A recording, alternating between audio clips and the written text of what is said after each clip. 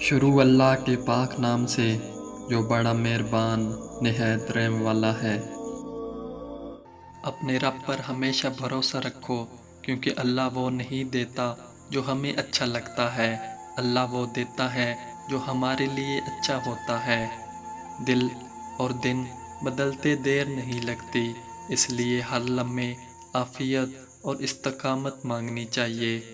کوئی ناراض ہو تو کتنی منتیں کرنی پڑتی ہیں اسے منانے کے لیے، اور ایک اللہ پاک کی ذات ہے جو ایک آنسو سے عمر بھر کے گناہ معاف کرنے کو مان جاتا ہے۔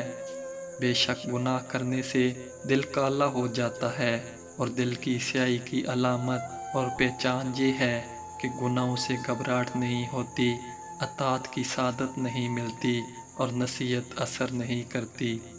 دل کے دروازے کبھی کسی پر مکمل بند نہیں کرنے چاہیے، غلطیاں ہم انسانوں سے ہی تو ہوتی ہیں۔ بعض دفعہ انسان واپس لوٹنا چاہتا ہے لیکن دروازے ہی بند ملتے ہیں۔ سجدوں سے تعلق بنائے رکھو، جوانی بار بہار نہیں ملتی۔ بے شک قرآن پاک پتھر دلوں کو موم کرتا ہے، ٹوٹے دل کو جوڑتا ہے، اور بیمار دل کی شفا ہے۔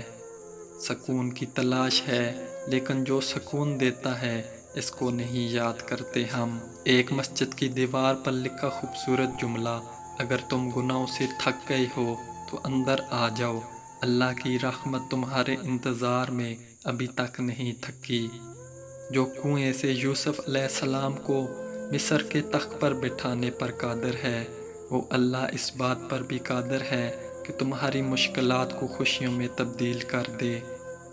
اللہ کو اپنے بندوں کی 3 عادتیں بہت پسند ہیں: گرمی میں روزہ رکھنا، سردی میں وضو کرنا، اور جوانی میں عبادت کرنا۔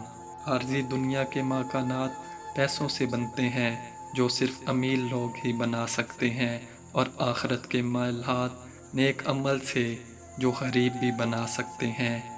اگر آپ 30 سال کے ہیں تو آپ نے 11,000 دن گزارے ہیں اور تقریباً 33,000 بار کھانا کھایا ہے۔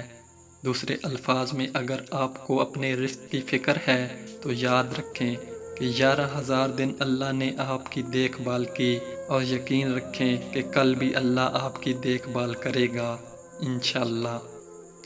ہمیشہ خوش رہا کریں، پریشان ہونے سے مشکلات دور نہیں ہوتیں بلکہ سکون بھی چلا جاتا ہے۔